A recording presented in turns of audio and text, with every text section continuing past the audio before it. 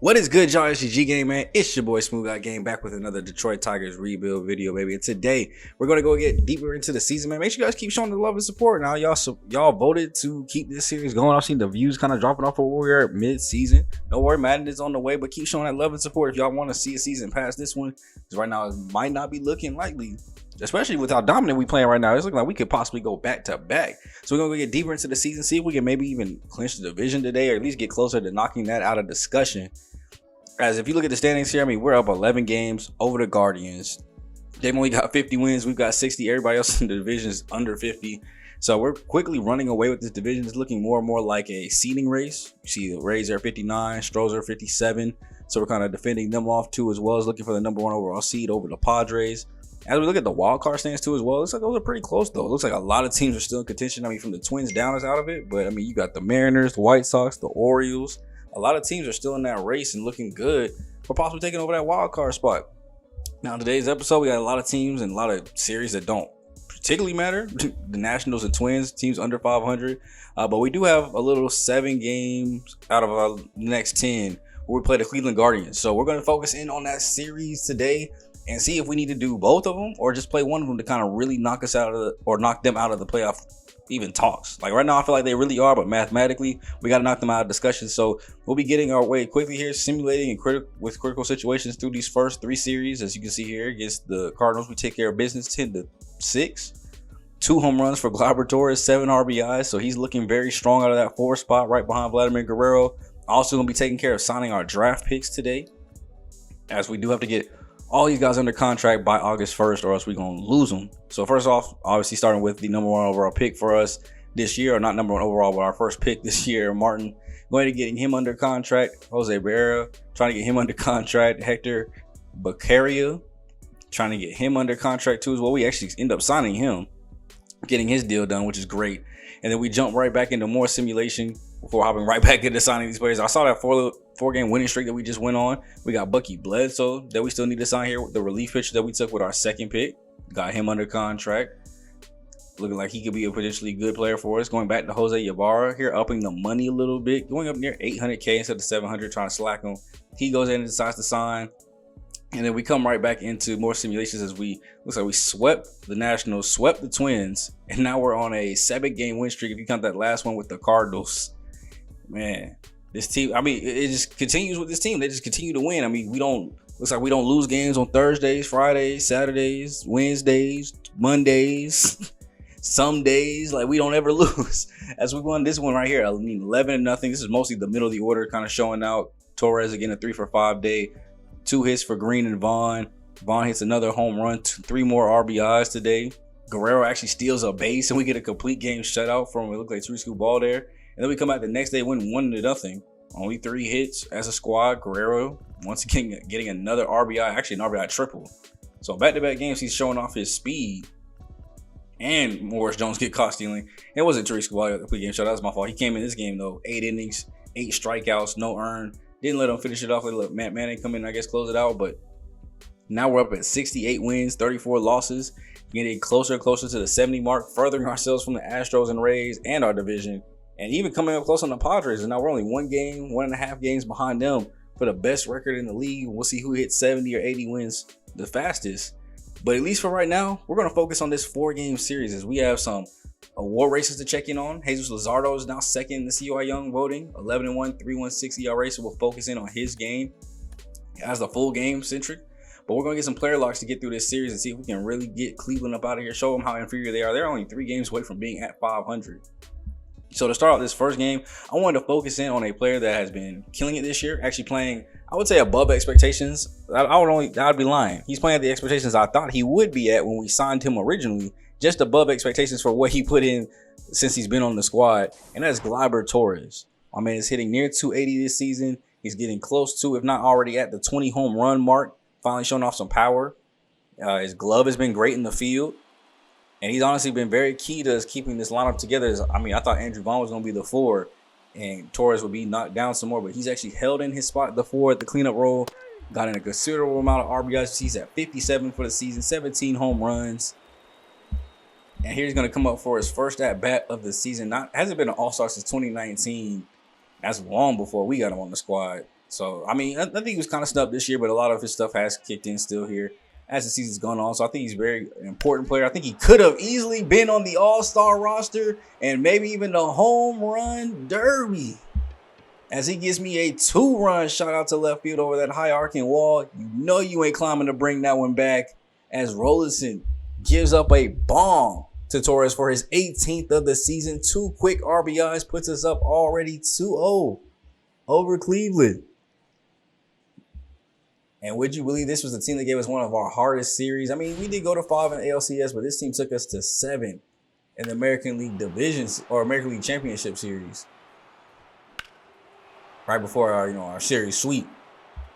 But I can't believe this team was giving us that type of struggle, and now you see how far back they are behind us in the division. So we'll be kind of watching it like this, though, kind of watching the box scores. Oh, there goes Casey Mize giving up home runs.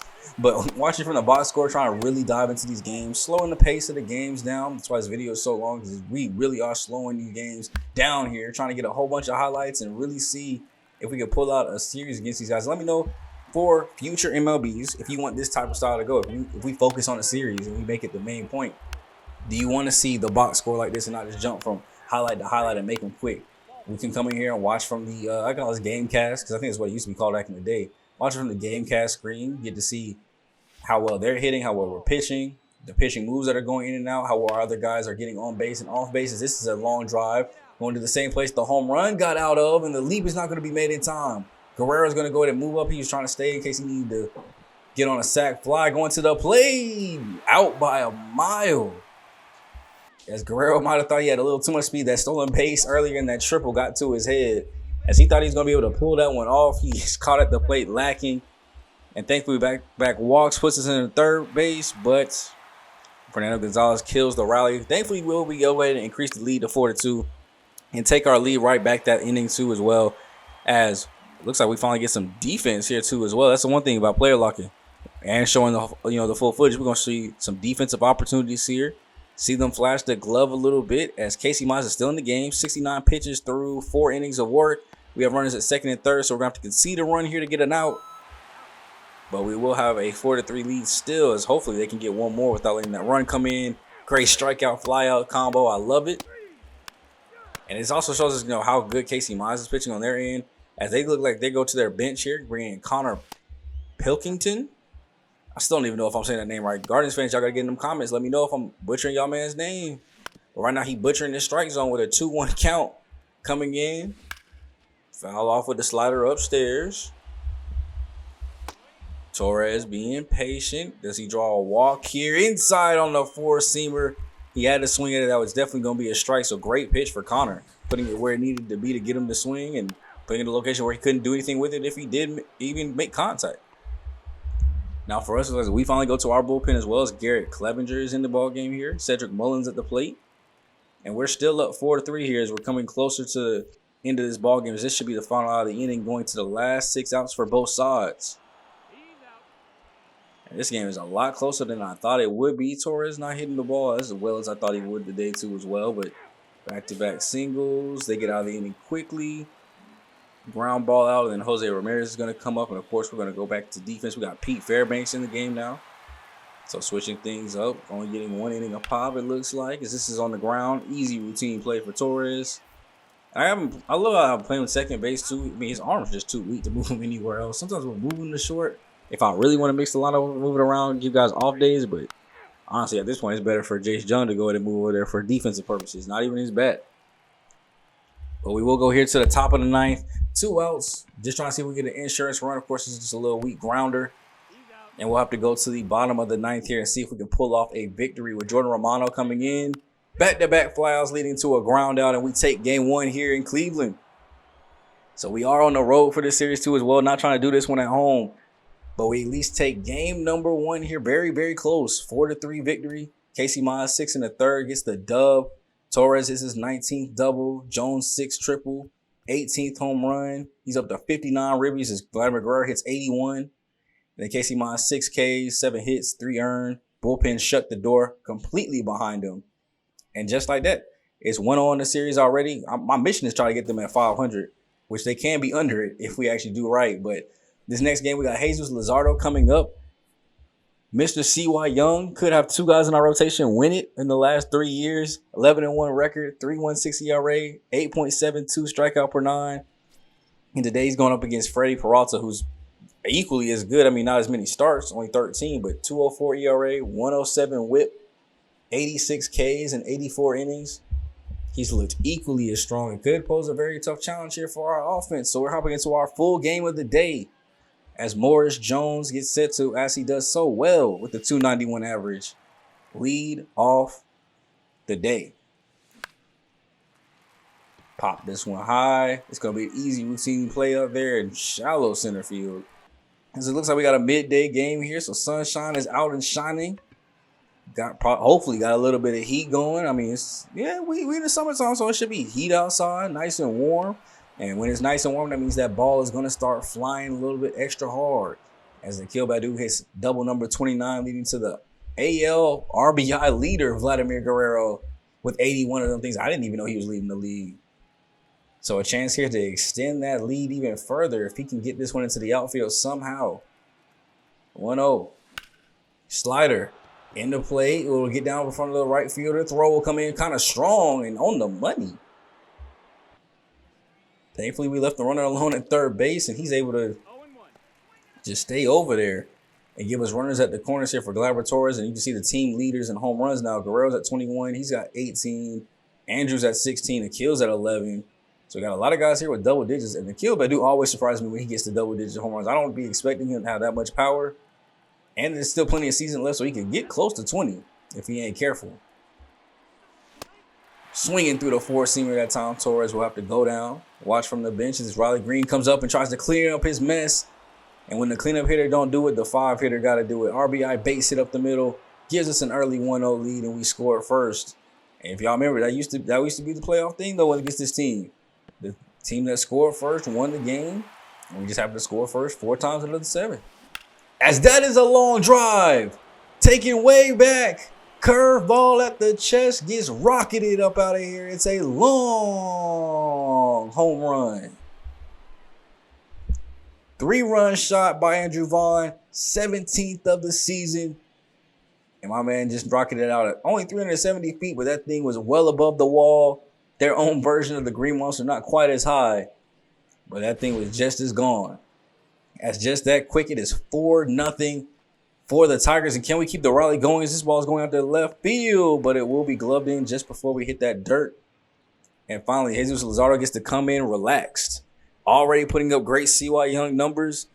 And he gets to pitch this game starting out with a 4-0 cushion against a lineup we're very familiar with. Can be very strong at times, and we want to push them even farther back. 16.5 games behind us. The White Sox are 18. So if they're not careful, they can drop down to third place. But with a lead this big, I don't see how they do anything to even make this one a game any longer. As Luzardo has the 1-2 count here, down low.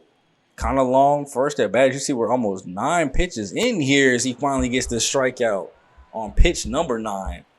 And just like that, we're already at double-digit pitches with only basically 1 out in the inning. As Suzuki flies this one, it's going way back onto the warning track. Badu at the wall, and he will go ahead and glove it. Taking that one on the tiptoe so that way it doesn't hit off the wall for a double. And then Jones coming into shallow center field will make the easy routine play. And just like that, it's 1-2-3 down for the Guardians. And we'll go right back to our bats. 1 out for Riley Green as he chops that one on the ground. That one getting chopped, but this one will stay fair down the line. So that's going to be a base hit as it looks like he's rounding going for second base. The throw is going to come in and be off target, so it's an easy double for Riley Green as Freddie Peralta back into trouble. Green's 22nd double of the season, and Peralta's got to deal with the runner in scoring position yet again against the man that took him yard last time in the series. He's 2 for 2. Dang, just 2 for 2, a home run and 3 RBIs. So he's been balling apparently as he lines this one deep out to the center field. Looks like this one should be a sac fly, though. There's a lot of speed at second. Thank goodness the throw was off the plate. And now it's up to Fernando Gonzalez to be clutch. So he got that runner at third. Evened up count now as he gets a curveball to go ahead and hit, and he gets it out to the outfield. 5-0 ball game. I think his batting average with runners and scorers is like barely over 200 though too. So glad he was able to go ahead and come up in that clutch situation. Leading to Keith Clemens here as he goes in and lines this one deep out the left field. Going back at the warning track, and it will be gloved on the run right before the wall.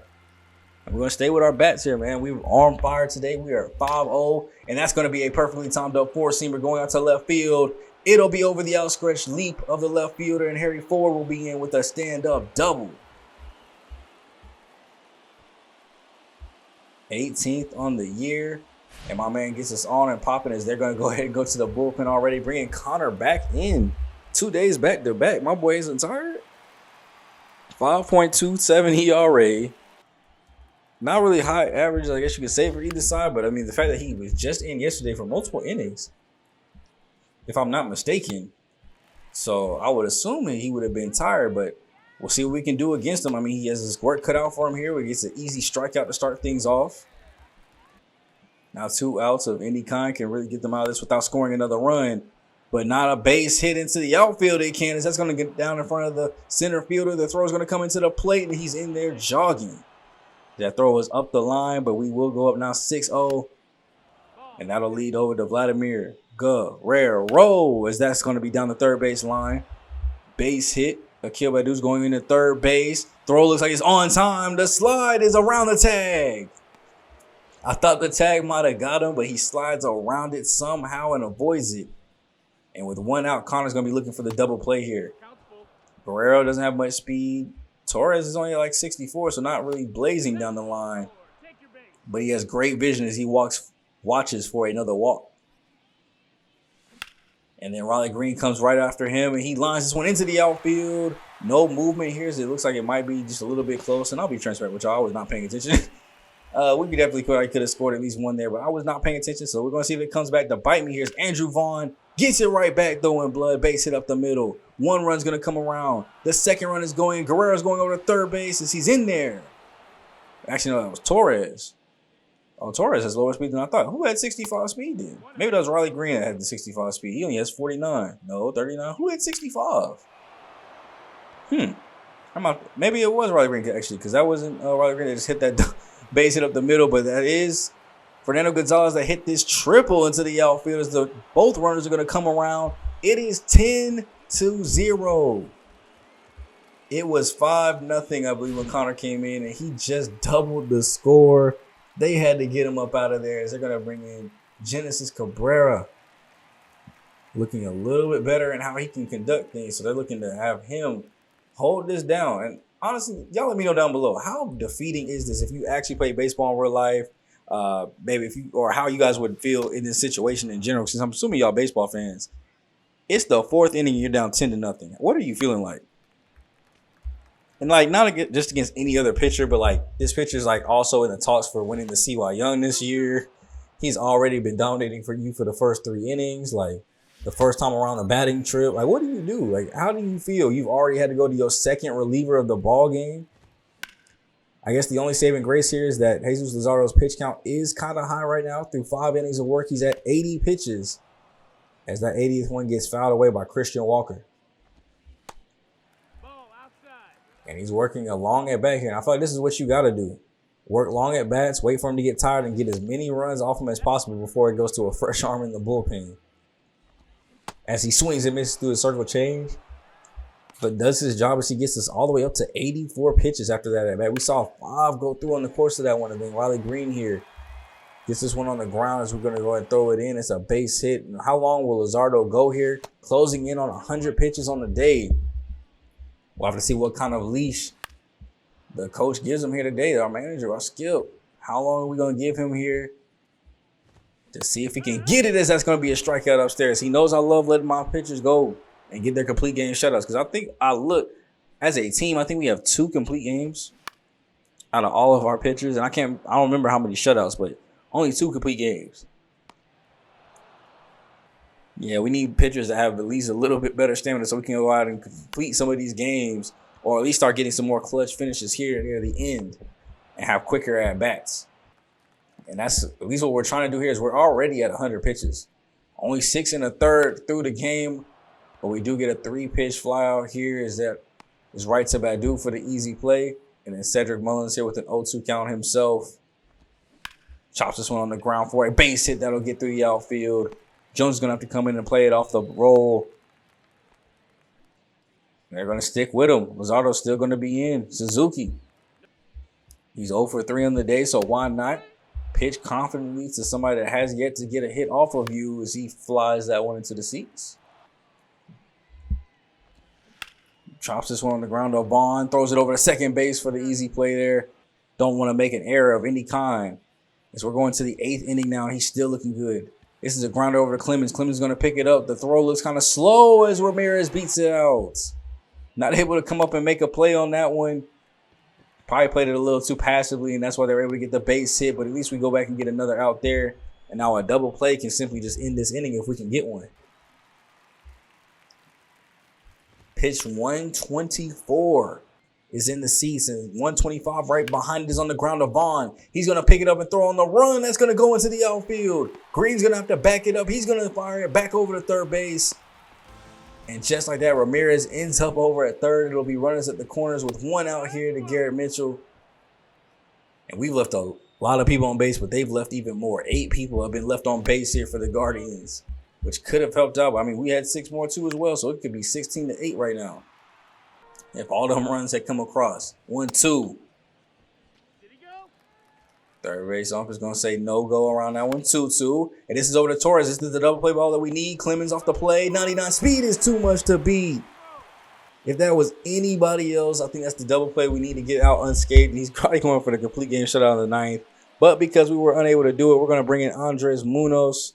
Just get him some work here. Lower the ERA a little bit further and get this last 4 outs for us. So we can call this win number 2. And go ahead and get into the rest of this series. So at the very least, we will tie up the series at 2-2. Even if they win the last 2 games, that's going to be a call strike 3. But back over to our bats. Can we answer that 1 run back? Let's go ahead and try to get it back if we can. Riley Green, base it up the middle. That'll be a good way to kind of kick things off as they go to DeMarcus Dickerson. Is on the mound now pitching. I think he stepped in the 8th inning for him. They're going to have him continue to pitch the 9th as this is a chopper on the ground. Simply has to go over the first, though. Too much speed over going into second base. And Fernando Gonzalez now has a runner in scoring position. Can he be clutch yet again? Had that triple earlier. This time he has this base hit that's going to get down in front of the right fielder. Runner's going to come around with ease. And that's okay. There's the 64 speed. I was wondering who that was. There you go, Riley Green. Go ahead and come on across, gang. As Keith Clemens will come up next. He lines this one. Going out to right field. Just in front of the warning track, though, so it looks like we might only be able to walk away with just getting that 1 run back. Keeping a 10-run lead. As Harry Ford does take one up the middle, though, extending the inning a little bit. Dickerson, we'll have to see how long they let him go before he gets tired. Only sitting at 15 pitches, though. He hasn't thrown that many at all. We've been first pitch swinging and having first pitch success. When he throws that thing in the strike zone, and there's a 2-pitch swing. This one's going to get down right in front of the center fielder. A runner's going to come across the seat, bobbled it and lost it. And that's going to be another RBI base hit. That's on 12-1 game now. And they finally go dip back into the bullpen again. Just thinking DeMarcus could finish it out. Not trying to waste another arm, but Nick Sandelin will have to come in to try to get this final out as Jones is taking off for second base. You already know he is in there safely. Getting yet another stolen base hit that is, I'm pretty sure, the league leading 27th of the season.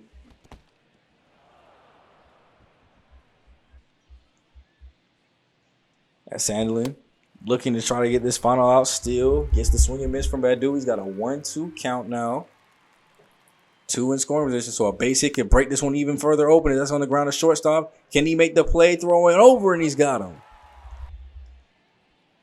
And now we're just going to let Andres Munoz get these last 3 outs for us and call this a ball game. We have 8, 9, and 1 set to do up for them. They would need to bat around basically 1.5 times to be able to take this lead back and win this game. As Gabriel will go ahead and start us off with a nice pop fly to Green in shallow right center field.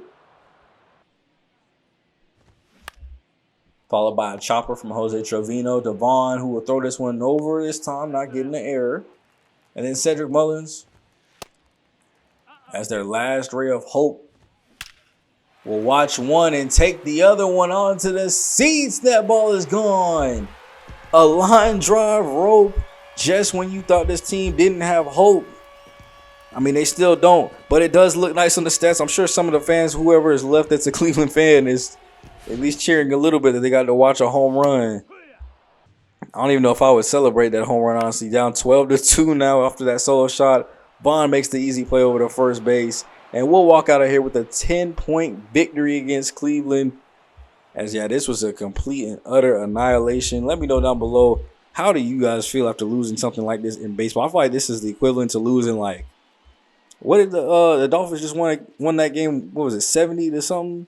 I feel like that's how bad this loss would probably feel for the Guardians. Or basketball, I feel like that's losing 120-33.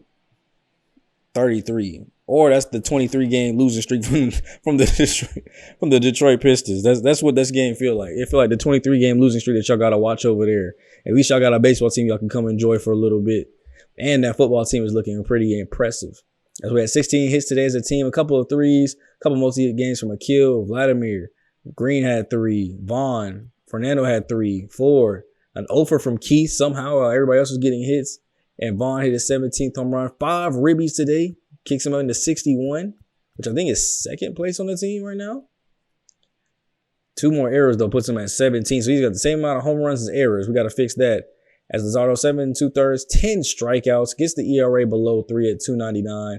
Gave up 9 hits, but only 1 run. It wasn't even earned. So keeping the ERA low. As long as we do that, he might be a Cy Young candidate for sure. Bars. As we go ahead and hop into yet another Cleveland Guardians game here, it's a 4-game series. So this is game number 3. As we'll be facing off against Lucas Giolito, having Jackson Jobe on the mound for us too as well. And we're going to be locking in this time on right fielder Riley Green, who once again is back to what we saw at the beginning of the series. A 280 guy. I think he had more power back then. I mean, only had 9 so far this season, but back to hitting around 280, back to being a 5 hitter. Not low in the order anymore. As with the struggles with Andrew Vaughn's average, not his home runs, not his RBIs, but his average, we'd elect to, put him behind Riley Green. So that way he'll still have guys to score in with Torres, Green, getting people on base. But it helps clean up the mess if, Torres doesn't do anything, helps get those RBIs from the top 3 guys, since they're always getting on, batting over 300 for pretty much most of the season, at least all 3 basically, with Morris at 290. So I feel like I'm pretty good with the set roster or lineup that we have right now. As he goes on to a fielding opportunity here, this one's going to go back at the wall, and we jump at the wrong location anyway. We had a 1-0 lead, and just as quickly as we did, it's gone.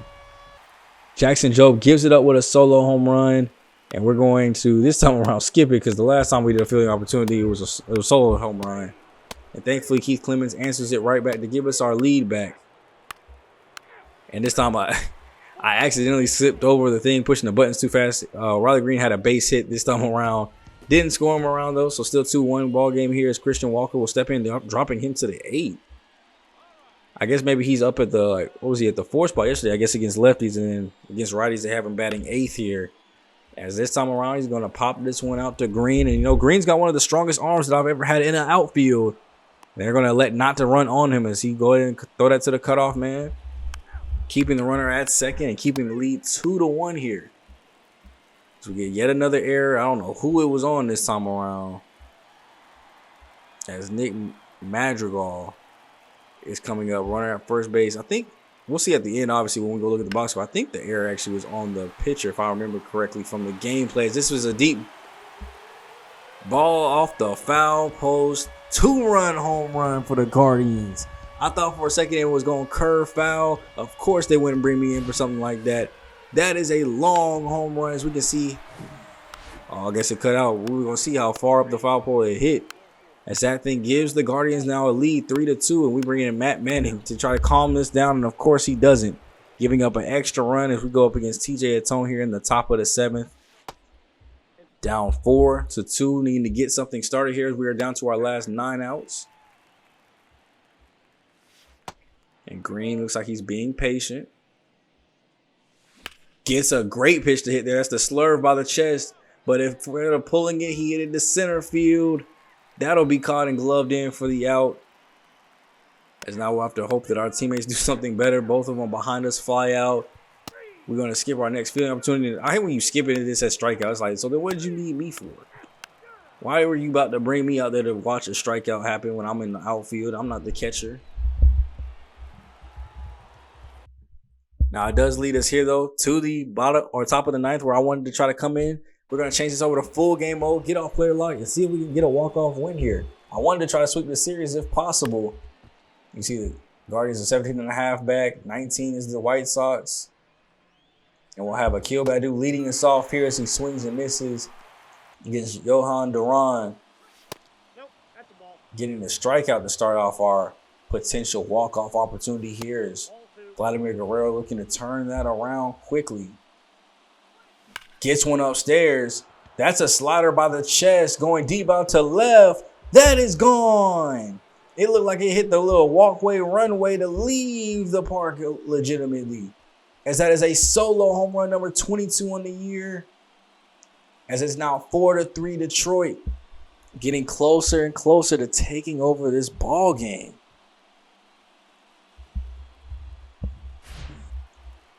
And now it's just up to the middle of the order still. We got plenty of time here. He's got a 3-1 count to Torres. Probably could have let that one slide as that one goes right to the right fielder, not going too deep. And then it's back to the man that we had player locked, Riley Green. Looking to make something happen here. Can we have magic? Can we have life? We can, as that's a base hit up the middle. That'll at least bring the go-ahead run to the plate. Now tying run will be at first base. As we're going to go ahead and pinch run for him and bring Drew Jones in with all his speed. Let's see if we can get like a nice base hit, double in the gap, slow roller, something.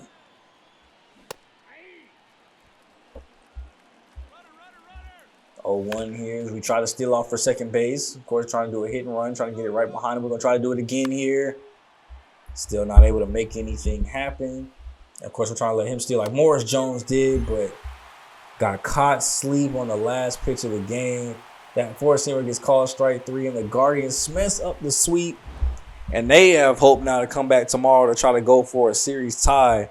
As Jackson Joe just didn't have it today. 5 innings, 3 earned. I think it said 4 walks. We'll scroll down and see those. 6 hits as a squad. Guerrero getting RBI number 82. So look at him going. Keith Clemens only at 20. Sheesh. I guess that's why when we're hitting to the A spot, though. As he's the one that got the error, 7th on the season. And then Jackson Joe, 3 earned, 5 innings, 3 strikeouts. Only 4 walks, 4 hits. So it's not like he was like a bunch of guys on base. I mean, the walks could have been lower, but just got to get more offense. We used it all the other day when we wanted to drop 12, and then we bounced back and only dropped 2. As we'll go into the final game, as Jose Ramirez, they got spotlighted before the game. Close to hitting 300, has an almost 900 OPS, 17 homers, 53 RBIs. He's like a strong candidate for at least their team MVP. And slowing him down is slowing down the whole team. Kind of like, I feel like our guy for that is like, it might even be Gleyber Torres, honestly. Like, Vladimir Guerrero, don't get me wrong, has been getting a whole bunch of RBIs, but at least from when I'm watching, playing, in control, it really seems like our offense generates around Torres.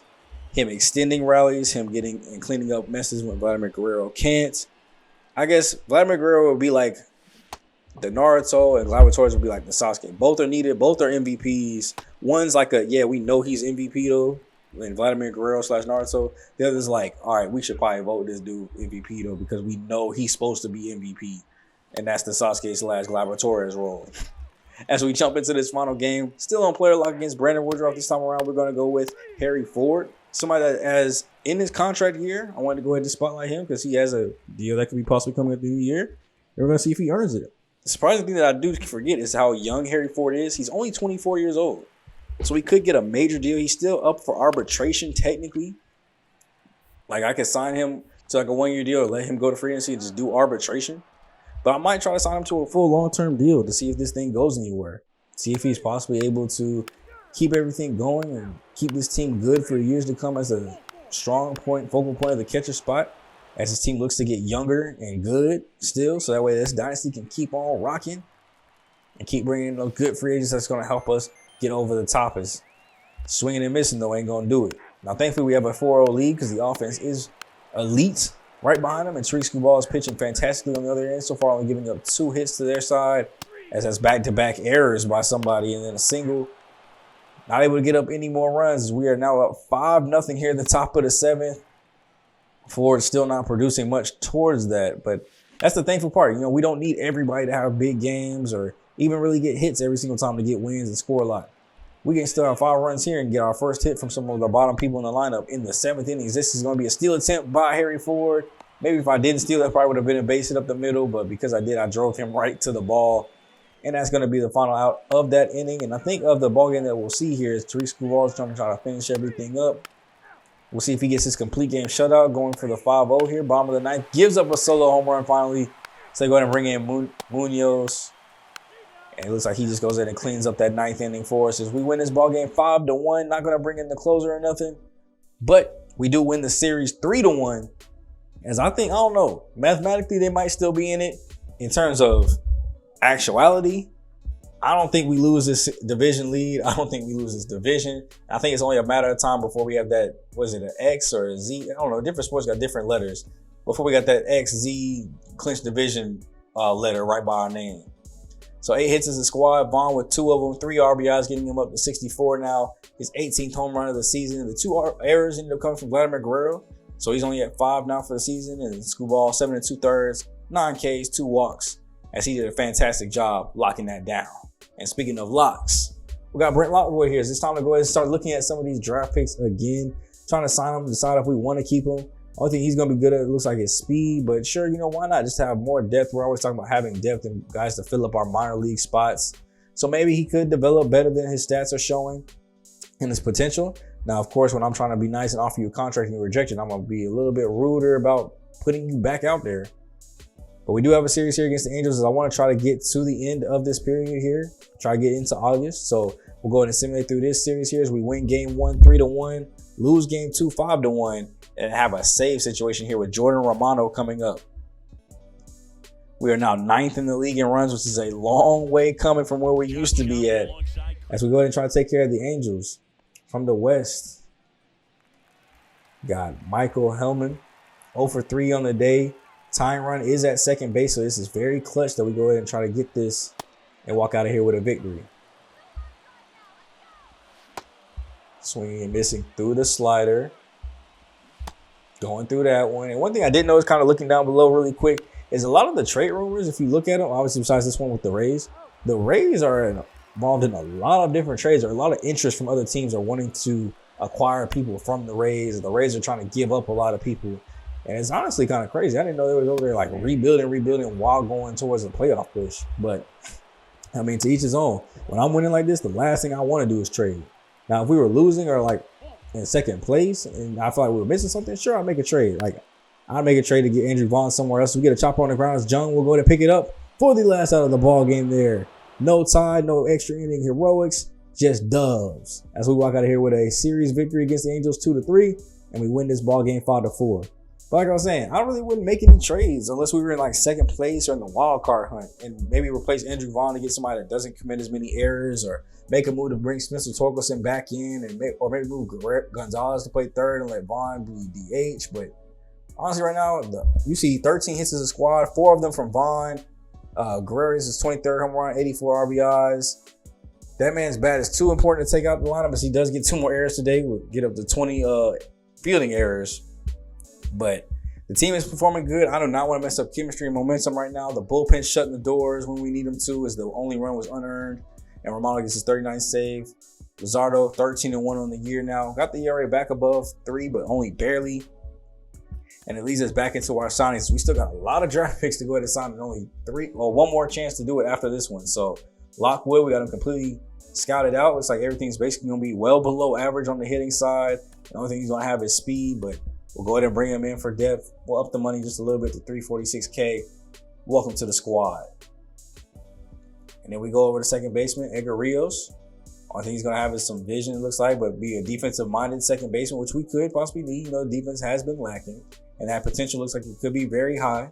So I think it's well worth maybe offering him a contract too as well, because that's one thing I do look at is like, do I really want to offer these guys contracts? If they're bad enough, I'm going to be like, no. But this one, I'm like, yeah, let's go ahead and get them a deal done here. $520K. Welcome to the squad. And that leads us into looking at the standings one last time. As you can see, we're 73-36, only 18.5 up over the Guardians. So soon, I think when we get to August is when the E numbers start coming up, and that's the elimination numbers. And when those hit 0, they can no longer win the division. So we'll see how many of them actually want to get to that point. As it looks like here, we have Fernando Gonzalez at the plate here with the chance to beat the Guardians. We're going to go ahead and simulate this one as we end up losing 10-8. Getting to the trade deadline here is, I think that game hasn't been simulated yet, but we have Vinny Pasquanito at first base. This is getting traded to the Pirates. Lane Thomas getting traded to the Blue Jays. The Pirates are nowhere in the playoff chase. I didn't think the Blue Jays were, though. I thought it was the Yankees in second, but maybe they're making a push for the wild card. Who knows? As this will be our final time to sign these draft picks here, as we have JT Meyer coming up. As he looks like he's got great pitching stats here. I think we did good with the pitching prospects. Great strikeout per 9 and hit per 9. Looks like he's going to start with good strikeout per 9 immediately. Looks like he could be ready immediately too. Overall, looks like it's pretty high. I love where the potential is at.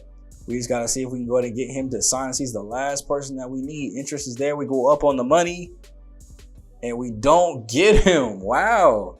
We even went up on the money. I think I went up 2 levels and he still said he does not want to come over and sign. Imagine the team winning a World Series and being in position to not only be the 1 seed in the AL again, and it's been like, nah, I don't want to come there and play. I'm going to go back to college. Or nah, I'm going to just go in and free agency, see who else wants to offer you maybe more money or something. As an unproven, I think that was the dumbest decision he could have made. But it is what it is. It ain't my decision to make. We're going to simulate this last game against Cleveland as we go ahead and go on top 6-3 to go ahead and get things ended off with that series and get us into the month of August, man. So we have contract extensions coming up. Let me know how you guys feel about that. As we got to go ahead and offer those contracts up to at least the 3 people on top. I don't know about everybody else on the bottom. But we got to start looking towards September call-ups. We got a Padres series coming up soon for the overall best record in the league. We definitely want to secure that if we can and make another trip to this postseason. So I'm not sure how many more episodes left in the season, but we are coming down to postseason time where it'll be a little bit more game by game guided and a little bit more series oriented. So hope you guys do enjoy. If you guys want to see more of the series, make sure you guys like, comment, and subscribe, and share out with friends and family, man. Let's grow the channel, man. Road to 1K. Let's hit it.